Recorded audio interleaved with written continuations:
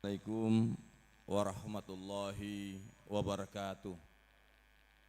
Innal hamdalillah wassalatu wassalamu ala Rasulillah wala haula wala quwwata illa billah. Asyhadu an la ilaha illallah wahdahu la syarikalah wa asyhadu anna Muhammadan abduhu wa rasuluh. Allahumma shalli wa sallim ala Muhammad wa ala alihi wa ashabihi ajmain. Amma ba'du. Para jamaah yang dirahmati Allah, pertama marilah kita panjatkan puji syukur atas limpahan nikmat yang Allah berikan kepada kita semua, sehingga pada Jumat yang penuh barokah ini kita sama-sama dapat berkumpul di Masjid Raya Ahmad Yani, Provinsi Sulawesi Utara, dalam rangka untuk melaksanakan salah satu tugas kewajiban selaku umat yang beriman, yakni sholat Jum'ah secara berjamaah. Mudah-mudahan apa yang kita laksanakan pada hari ini senantiasa mendapatkan ridho dari Allah Subhanahu wa Ta'ala. Amin ya rabbal alamin. Salawat dan salam semoga tercurahkan kepada Nabi Muhammad sallallahu alaihi wasallam, para keluarganya, sahabatnya, dan insya Allah akan tercurah pula kepada kita semua yang senantiasa taat dan istiqomah dalam melaksanakan ajaran-ajarannya. Para jamaah yang dirahmati Allah, pertama atas nama mewakili Badan Takmir Masjid Raya Ahmad Yani dan seluruh jamaah Masjid Raya mengucapkan selamat datang pada Mayor Jenderal TNI Mirsa Agus, Pangdam 13 Merdeka, yang beberapa hari yang lalu melaksanakan serah terima jabatan. Itu kita doakan bersama semoga Bapak Pangdam senantiasa diberikan keberkahan, diberikan dalam melaksanakan tugas-tugasnya di Provinsi Sulawesi Utara, Provinsi Nyiur Melambai. Selamat datang Pak dan rombongan yang sudah hadir di Masjid Raya Ahmad Yani, Provinsi Sulawesi Utara. Kami mewakili Badan Takmir juga ingin menyampaikan bahwa dan sekaligus mohon maaf kepada Pak Pangdam yang saat ini kurang nyaman sholatnya karena di masjid saat ini sedang melaksanakan kegiatan renovasi, rehab, mulai dari kubah, pengecetan, dan pemasangan granit. Dan ini sedang berjalan, sudah beberapa Jumat kegiatan rehab sudah berjalan, dan insya Allah akan selanjutnya kita akan lanjutkan dengan kegiatan pagar dan jendela untuk berikutnya.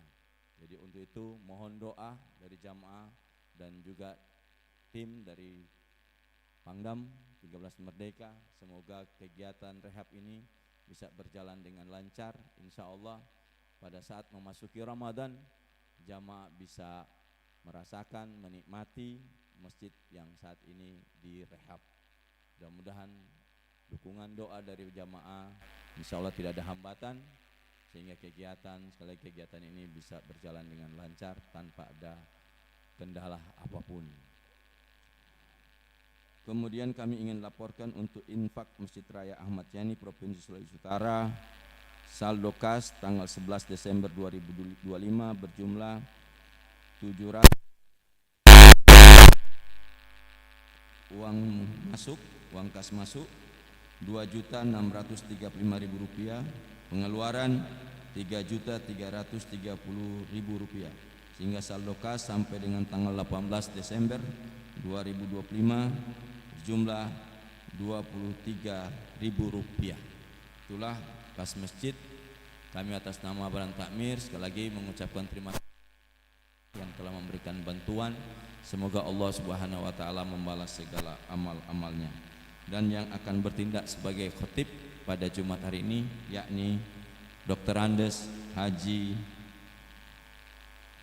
Anwar Sandia MS. Beliau adalah anggota Basnas Provinsi Sulawesi Utara, dan imam adalah Ustadz Abdurrahman, sarjana hukum Islam.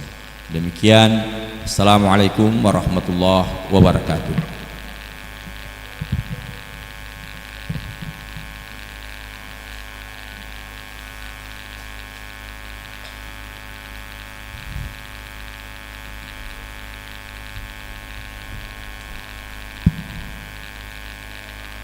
Assalamualaikum warahmatullahi wabarakatuh.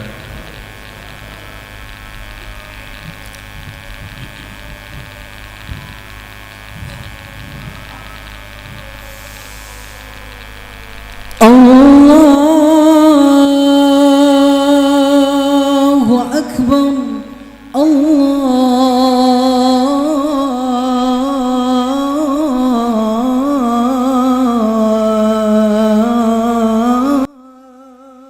Akbar.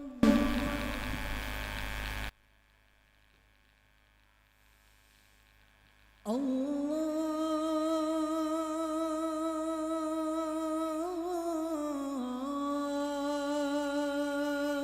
Akbar.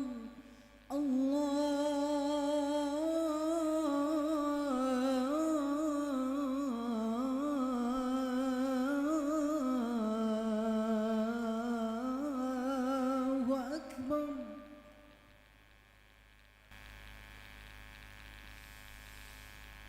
أشهد أن لا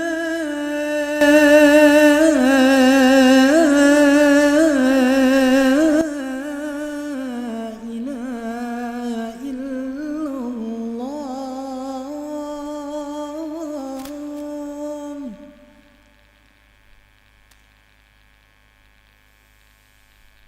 أشهد أن لا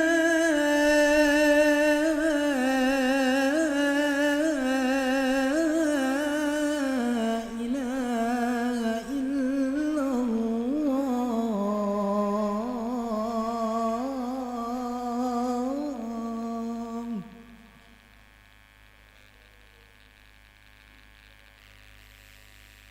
أشهد أن محمد رسول الله.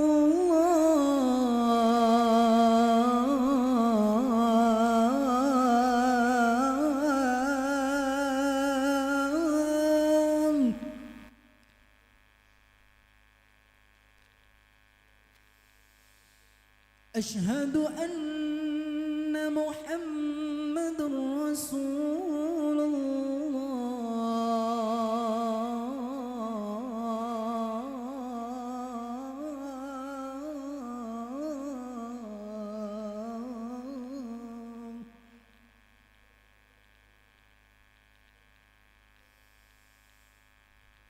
حي على الصلاة.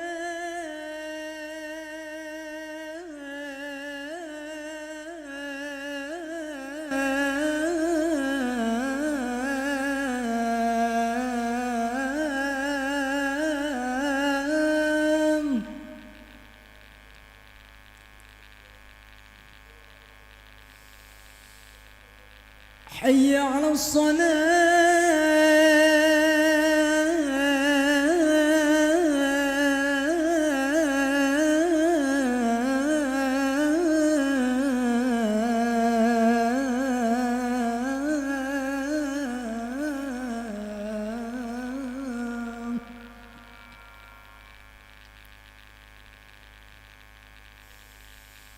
حي على الفلاح.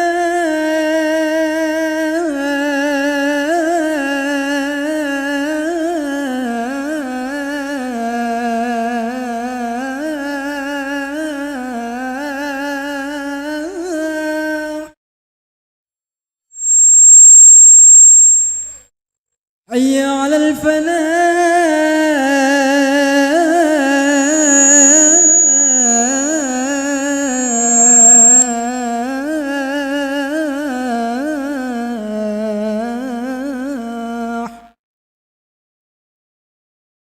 الله أكبر.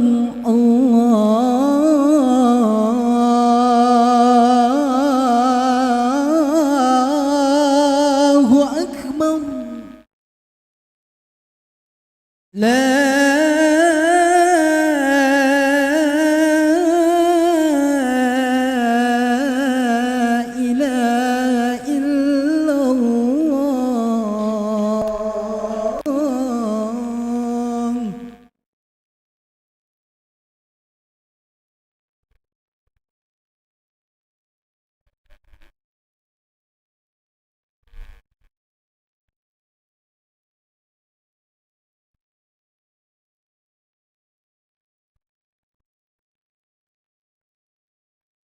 Alhamdulillahilladzi an'ama alaina bi ni'matil iman wal islam. Asyhadu an la ilaha illallah wahdahu la syarika lah. Wa asyhadu anna Muhammadan abduhu wa rasuluh. Allahumma salli wa sallim wa barik ala Muhammadin khatamil anbiya'il mursalin wa ala alihi wa ashabihi ajma'in. Amma ba'd, fa ya ibadallah, ittaqullaha haqqa tuqatih wa la tamutunna illa wa antum muslimun. Wa qala Allah ta'ala fi kitabil karim, a'udzu billahi minasy syaithanir rajim. Wal yakhshal ladzina law taraku min khalfihim dzurriyyatan di'afa khafu 'alaihim falyattaqullaha wal yaqulu qawlan sadida. Sadaqallahul azim. Jamaah sidang Jumat hormati Allah Subhanahu wa taala. Alhamdulillah, kita bersyukur kehadirat Allah Subhanahu wa taala. Di saat ini dalam kondisi sehat walafiat masing-masing pribadi kita, sehingga di Jumat kali ini kita datang di Masjid Raya Ahmad Yani dalam kondisi yang baik. InsyaAllah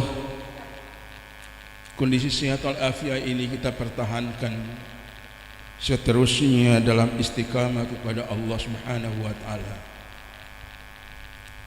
Sidang Jumat rahmati Allah Subhanahu wa taala. Ayat Allah yang saya bacakan pada surat An-Nisa ayat 9. Allah berfirman, wal yakhshal ladzina law taraku min khalfihim dzurriyyatan di'afa khafu 'alaihim falyattaqullaha wal yaqulu qawlan sadida. Hendaklah takut kepada Allah orang-orang yang seandainya meninggalkan di belakang mereka anak-anak yang lemah, dzurriyyatan di'afa, yang mereka khawatir terhadap kesejahteraan mereka.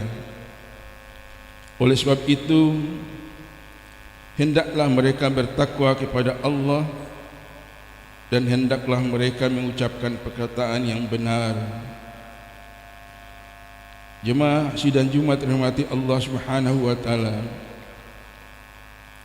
Al-Quran surat An-Nisa ayat 9 ini adalah fil amr, ayat perintah, memerintahkan kepada orang tua untuk yang pertama takut kepada Allah jika meninggalkan anak-anak yang lemah fisik, lemah mental, lemah ekonomi, dan seluruh kelemahan yang dimilikinya, mewariskan kepada anak-anaknya sehingga tumbuh anak-anak yang lemah pula. Jemaah hormati Allah Subhanahu wa taala. Allah menganjurkan kepada kita umat Islam dalam surat Al-Jum'ah. Allah berfirman, fa idza qudiyatis shalah fantasiru fil ard wabtagu min fadlillah wadhkurullaha katsiran la'allakum tuflihun. Umat Islam yang bisa untuk bertebaran di muka bumi ini haruslah diawali dengan faida qudiyatis shalah, menegakkan salat, baru dapatlah dibenarkan fantasiru fil ard, bertebaran di muka bumi, wabtagu min fadlillah, dan mencari karunia Allah, wadhkurullaha katsiran, dan kembali bersyukur kepada Allah dengan sebanyak-banyaknya bersyukur. orang-orang tersebut tergolong la'allakum tuflihun, orang-orang yang beruntung di sisi Allah, hidup di dunia sampai ia kembali berhadap dengan Allah Subhanahu wa taala. Sidang Jumat hormati Allah Subhanahu wa taala. Surat An-Nisa ayat 9 ini pun juga mewasiatkan kepada anak-anak turunan kita agar bertakwa. Ittaqullaha haqqa tuqatih wa la tamutunna illa wa antum muslimun. Bertakwalah kepada Allah dengan sebenar-benarnya takwa, dan janganlah kita mati dalam keadaan di luar ketakwaan kita, mati dengan husnul khatimah karena bertakwa kepada Allah Subhanahu wa taala. Oleh sebab itu jemaah rahmati Allah Subhanahu wa taala, yang kedua, berbicaralah dengan kebenaran. Berbicaralah dengan benar berarti kita dianjurkan untuk tidak sedikit pun juga berdusta atau berbohong, melakukan tindakan-tindakan yang akhirnya orang tahu kedustaan kita atau kebodohan kita. Sebuah dalil menyebutkan kul hakka walau kana murran, katakanlah yang benar itu sekalipun rasanya pahit. Ini menunjukkan bahwa kebenaran jangan disembunyikan. Katakanlah kebenaran itu dengan sebaik-baiknya, tentunya bil ihsan, dengan cara yang baik, dan wujudkan kebenaran itu tanpa ketakutan sedikit pun juga. Jemaah sidang Jumat yang rahmati Allah Subhanahu wa taala, ayat Al-Quran surat An-Nisa ayat 9 ini pun juga menganjurkan, menekankan kewajiban orang tua untuk mempersiapkan generasi yang kuat menjaga agamanya. Hifdzud din, inna dina indallahil Islam. Sesungguhnya agama yang diridai Allah di sisi Allah hanyalah Islam. Quran surat Ali Imran ayat 19. Maka jemaah rahmati Allah Subhanahu wa taala, tidak ada agama yang lain selain Islam yang menjadi anutan kita hingga kita mati dengan ajaran Islam itu sendiri. Yang berikut adalah hifdzun an-nafs, menjaga jiwa kita, menjaga jiwa anak-anak turunan kita, sehingga jiwa anak-anak itu jiwa yang sehat. Kul amantu billahi tsumma istaqim. Suatu ketika Rasulullah SAW ditanya oleh seorang sahabat, ya Rasulullah, tunjukkan kepadaku tentang Islam itu, yang setelahnya insya Allah aku tidak bertanya lagi tentang Islam itu. Pendek jawaban Rasulullah, Kul amantu billahi tsumma istaqim. Katakanlah aku beriman kepada Allah dan pegang teguhlah dengan perkataanmu itu. Iman jemaah rahmat Allah Subhanahu wa taala, bila seorang hamba teguh dengan imannya, maka menyertai dia adalah al-imanu aqdu bil qalb wa iqraru bil lisan wa amalu bil arkan. Iman itu berada di dalam batin dia, dalam hati dia, dan ketika tutur kata sesuai dengan hatinya yang suci dan bersih, dan perbuatan pun juga perbuatan sesuai dengan hati yang suci dan bersih pula. Jemaah hormati Allah Subhanahu wa taala, yang berikut adalah hifdzul aql, atau menjaga akal yang sehat. Akal yang disebut dalam Al-Quran ulul albab, orang-orang yang punya akal yang sehat. Jemaah rahmati Allah, petunjuk orang yang akal sehat adalah orang yang selalu berbicara dengan perkataan yang benar dan memutuskan sesuatu dengan adil. Di sanalah ia tujukan sampai ia akhir hayat. Sidang Jumat rahmati Allah Subhanahu wa taala. Yang berikut adalah hifdzul mal, menjaga harta kekayaan, baik itu dimiliki secara pribadi mau dimiliki secara umum oleh banyak orang. Sidang Jumat rahmati Allah Subhanahu wa taala, inilah yang paling sukar bagi kita. Ketika kita memelihara harta kekayaan kita pribadi, bisa jadi seenaknya kita mempergunakannya, membelanjakannya. Tapi ketika kita dipercayakan untuk memegang harta kekayaan orang banyak, disitulah ujian. Ia akan menentukan apakah kita memanfaatkan harta itu untuk kepentingan orang banyak, atau sebaliknya kita memanfaatkan harta kekayaan itu untuk diri pribadi kita. Jemaah rahmati Allah Subhanahu wa taala, kata pepatah Arab, kaifa akhafu minal fakri wa ana abdul ghani. Bagaimana mungkin aku takut kepada kemiskinan sedangkan aku adalah hamba dari yang maha kaya. Sidang Jumat rahmati Allah, sebuah petikan kisah.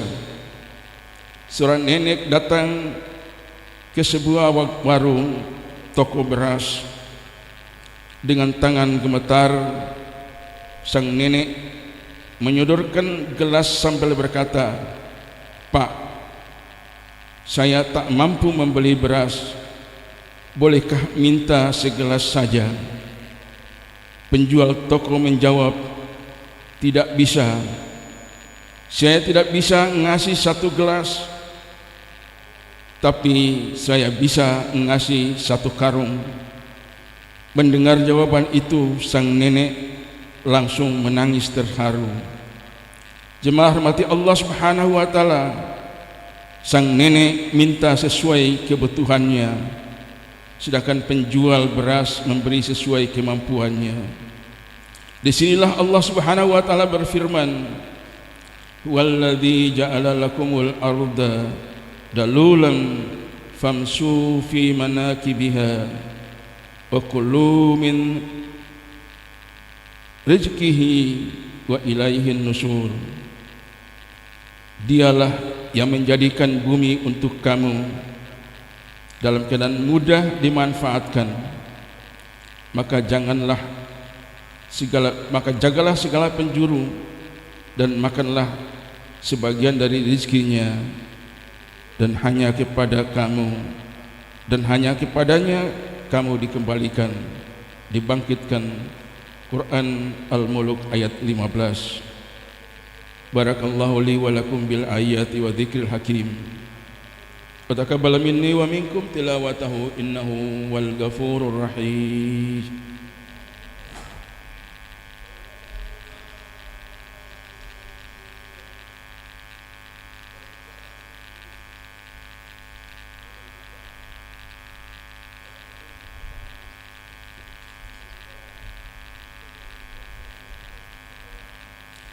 Alhamdulillahi rabbil alamin, wassalatu wassalamu ala asrafil anbiya'il mursalin wa ala alihi wa sahbihi ajmain, amma ba'd. Fa ya ibadallah, ittaqullaha haqqa tuqatih wa la tamutunna illa wa antum muslimun. A'udzu billahi minasyaitonir rajim. Bismillahirrahmanirrahim. Innallaha wa malaikatahu yusholluna 'alan nabi. Ya ayyuhalladzina amanu sallu alaihi wa sallimu taslima. Allahumma salli ala Muhammad wa ali Muhammad kama sallaita ala Ibrahim wa ali Ibrahim, wa barik ala Muhammad wa ali Muhammad kama barakta ala Ibrahim wa ali Ibrahim innaka Hamidum Majid. Allahumma ighfir lil muslimina wal muslimat wal mu'minina wal mu'minat al-ahya'i minhum wal amwat innaka samiun qaribun mujibu da'wat ya rabbal alamin. Rabbana hab lana min azwajina wa dhurriyyatina qurrata a'yunin waj'alna lil muttaqina imama. ربنا ظلمنا أنفسنا وإن لم تغفر لنا وترحمنا لنكونن من الخاسرين ربنا آتنا في الدنيا حسنة وفي الآخرة حسنة وقنا عذاب النار عباد الله إن الله يأمر بالعدل والإحسان وإيتاء ذي القربى وينهى عن الفحشاء والمنكر والبغي يعظكم لعلكم تذكرون فاذكروا الله العظيم يذكركم واشكروه على نعمه يزدكم ولذكر الله أكبر. الله أكبر الله أكبر أشهد أن لا إله إلا الله أشهد أن محمد رسول الله حي على الصلاة حي على الفلاح قد قامت الصلاة قد قامت الصلاة الله أكبر الله أكبر لا إله إلا الله لا إله إلا الله محمد رسول الله صلى الله عليه وسلم سووا صفوفكم فإن تسوية الصف من تمام الصلاة. Lurus dan rapatkan shaf demi kesempurnaan salat kita. Shaf yang kosong agar segera diisi.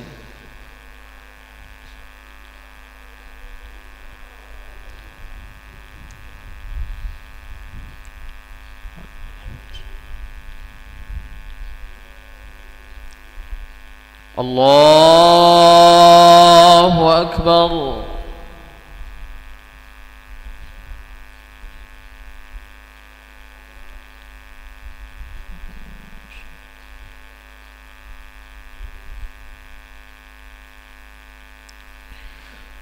Bismillahir Rahmanir Rahim.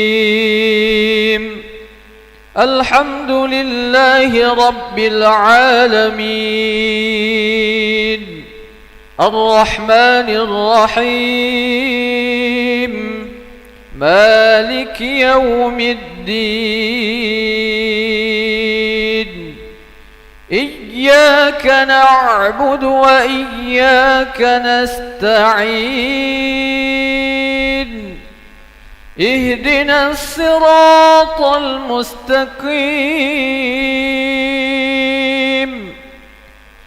صراط الذين أنعمت عليهم غير المغضوب عليهم ولا الضالين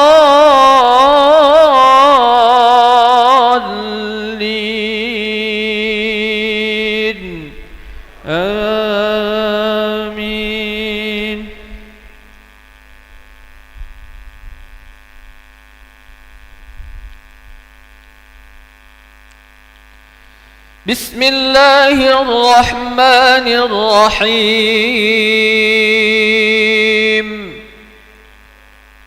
وسيق الذين كفروا إلى جهنم زمرا حتى إذا جاءوها فتحت أبوابها وقال لهم خزنتها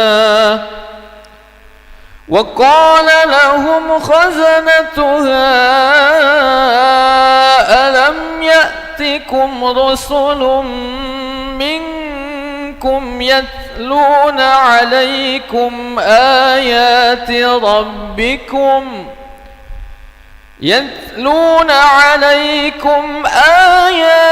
ربكم وينذرونكم لقاء يومكم هذا قالوا بلى ولكن حقت كلمة العذاب على الكافرين قيل ادخلوا أبواب جهنم خالدين فيها فبئس مثوى المتكبرين وسيق الذين اتقوا ربهم إلى الجنة زمرا حتى إذا جاءوها وفتحت أبوابها وقال لهم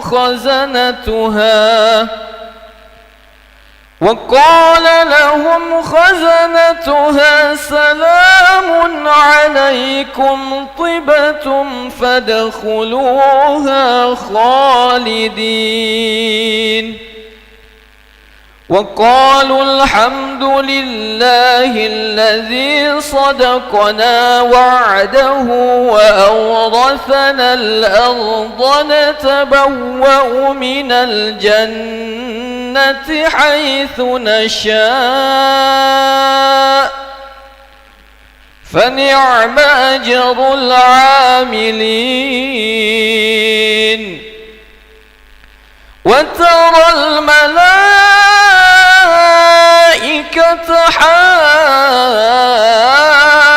حافين من حول العرش يسبحون بحمد ربهم وقضي بينهم بالحق وقيل الحمد لله رب العالمين.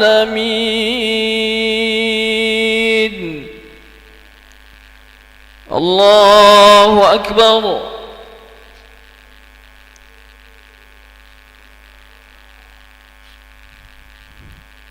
سمع الله لمن حمده. الله أكبر.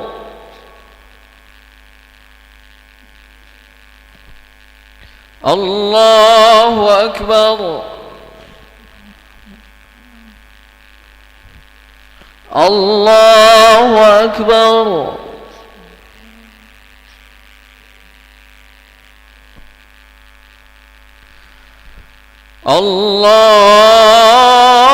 الله أكبر. بسم الله الرحمن الرحيم. الحمد لله رب العالمين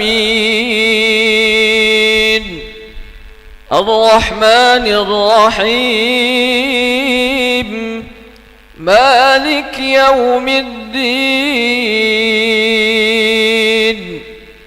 إياك نعبد وإياك نستعين. اهدنا الصراط المستقيم صراط الذين أنعمت عليهم غير المغضوب عليهم ولا الضالين.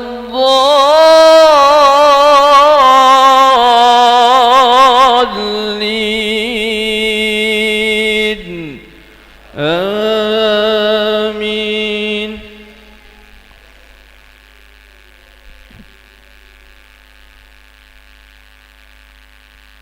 بسم الله الرحمن الرحيم.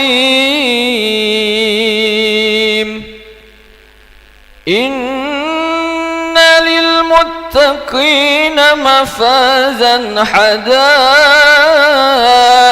وأعنابا وكواعب أترابا وكأسا دهاقا لا يسمعون فيها لغوا ولا كذابا جزاء من ربك عطاء حسابا. رب السماوات والأرض وما بينهما الرحمن لا يملكون منه خطابا. يوم يقوم الروح والملائكة صفا لا يتكلمون إلا من أذن له الرحمن وقال صوابا ذلك اليوم الحق فمن شاء اتخذ إلى ربه مآبا إنا أنذرناكم عذابا قريبا يوم ينظر المرء ما قدمت يداه ويقول الكافر يا ليتني كنت ترابا الله أكبر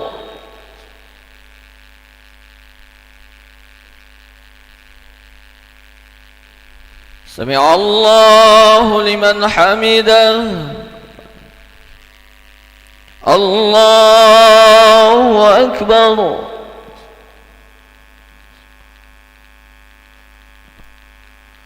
الله أكبر الله أكبر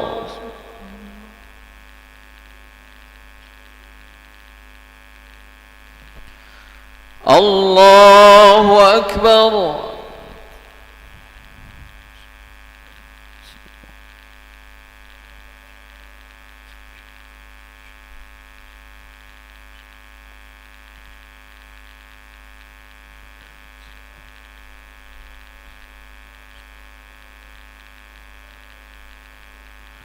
السلام عليكم ورحمة الله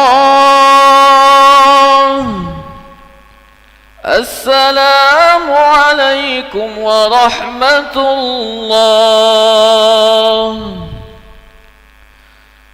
أستغفر الله العظيم الذي لا إله إلا هو الحي القيوم وأتوب إليه أستغفر الله العظيم الذي لا إله إلا هو الحي القيوم وأتوب إليه أستغفر الله العظيم الذي لا إله إلا هو الحي القيوم وأتوب إليه اللهم أنت السلام ومنك السلام وإليك يعود السلام فحينا ربنا بالسلام وادخلنا الجنة دار السلام تبارك ربنا وتعاليت يا ذا الجلال والإكرام اللهم لا مانع لما أعطيت ولا معطي لما منعت ولا راد لما قضيت ولا ينفع ذا الجد منك الجد اللهم أعنا على ذكرك وشكرك وحسن عبادتك إلهنا يا ربنا سبحان الله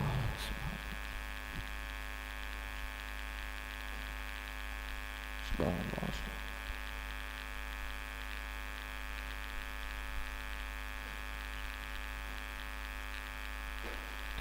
الحمد لله الحمد لله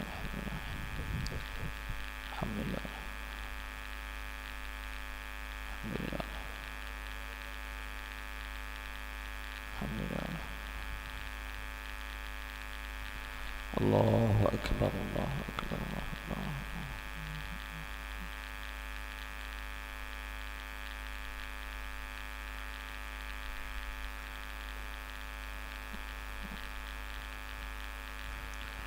الله أكبر كبيرا والحمد لله كثيرا وسبحان الله بكرة وأصيلا لا إله إلا الله وحده لا شريك له له الملك وله الحمد يحيي ويميت وهو على كل شيء قدير ولا حول ولا قوة إلا بالله العلي العظيم آمين بسم الله الرحمن الرحيم الحمد لله رب العالمين والصلاة والسلام على سيدنا محمد وعلى آله وصحبه أجمعين اللهم اغفر لنا ذنوبنا ولوالدينا ولأساتذتنا وارحمهم كما ربونا صغارا ولجميع المسلمين والمسلمات والمؤمنين والمؤمنات الأحياء منهم والأموات برحمتك يا أرحم الراحمين ربنا تقبل منا إنك أنت السميع العليم وتب علينا إنك أنت التواب الرحيم. ربنا ظلمنا أنفسنا وإن لم تغفر لنا وترحمنا لنكونن من الخاسرين. ربنا لا تزغ قلوبنا بعد إذ هديتنا وهب لنا من لدنك رحمة إنك أنت الوهاب. ربنا أفرغ علينا صبرا وثبت أقدامنا وانصرنا على القوم الكافرين. اللهم أرنا الحق حقا وارزقنا اتباعه وأرنا الباطل باطلا وارزقنا اجتنابه. اللهم إنا نسألك الهدى والتقى والعلم والعفاف والغنى. اللهم اكتب السلامة والعافية والصحة علينا وعليهم وعلى الحجاج والغزاة والزوار والمسافرين والمقيمين في برك وبحرك وجوك من أمة سيدنا محمد صلى الله عليه وسلم أجمعين. وقنا شر الظالمين وانصرنا على القوم الكافرين يا مجيب السائلين.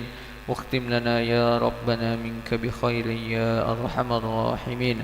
ربنا آتنا من لدنك رحمة وهيئ لنا من أمرنا رشدا. ربنا آتنا في الدنيا حسنة وفي الآخرة حسنة وقنا عذاب النار. وصلى الله على سيدنا محمد وعلى آله وصحبه وسلم. سبحان ربك رب العزة عما يصفون وسلام على المرسلين والحمد لله رب العالمين.